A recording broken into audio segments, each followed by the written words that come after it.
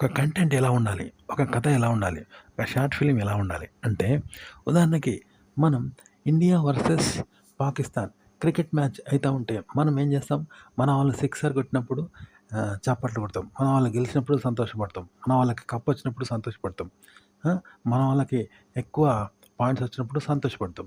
అలాగే పాకిస్తాన్ వాళ్ళు ఓడిపోతే సంతోషపడతాం, పాకిస్తాన్ వాళ్ళు సిక్సర్ కొట్టలేకపోతే సంతోషపడతాం, పాకిస్తాన్ వాళ్ళు ఓడిపోతే సంతోషపడతాం. ఇలా ఉంటుంది. కానీ ఇదే ఆట సౌత్ ఆఫ్రికా మరియు జింబాబ్వే అనుకుందాం. అందులో ఏ 2 దేశాలు మనవి కావు. మరి వాళ్ళిద్దరికి మ్యాచ్ అయితున్నప్పుడు మనం ఇంట్రెస్ట్‌గా చూస్తూ ఉంటాం. ఎందుకు చూస్తాం? అలా మన వాళ్ళు ఎవరు లేరు, మనకు శత్రువులు ఎవరు లేరు కదా! మరి ఎందుకు చూస్తాం అంటే ఆట ఎలా ఉందని చూస్తాం. ఎవడు ఎట్లా ఆడుతాండో, ఏ దేశంలోడు ఎట్లా ఆడుతాండో అనేది చూస్తాం. ఆటను మాత్రమే చూస్తాం. చూసి అలా బాగా ఆడినోడిని చప్పట్లు కొడతాం, బాగా ఆడినోడిని చూసి ఎంటర్‌టైన్‌మెంట్ అయితాం, బాగా ఆడనోడిని చూసి నిరాశ అయితాం. అంతే తేడా కదా!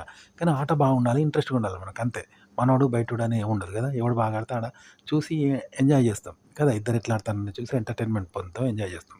ఆటను చూస్తాం. ఇగో సినిమా అనేది ఇలా ఉండాలనమాట. ఆర్టికల్ ఇలా ఉండాలి, యూట్యూబ్ కంటెంట్ ఇలా ఉండాలి, కథ అనేది ఇలా ఉండాలి.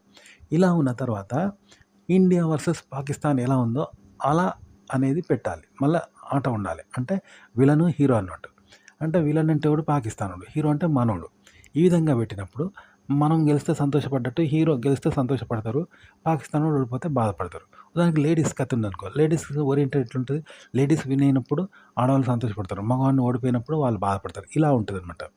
అంటే ఇప్పుడు రాముడు పోటీ ఉన్నదనుకో, రాముడు గెలిస్తే మనం సంతోషపడతాం, రావణాసురుడు ఓడిపోతే